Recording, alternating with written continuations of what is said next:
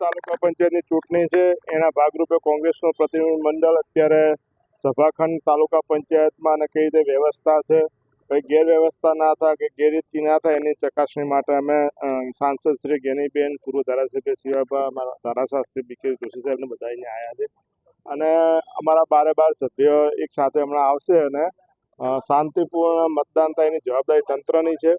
ગઈ વખતે પણ ભાજપના લોકોએ ખોટી રીતે અંદરો અંદર એક નાટક ઊભું કરીને ચૂંટણી મુલતવી રાખી હતી.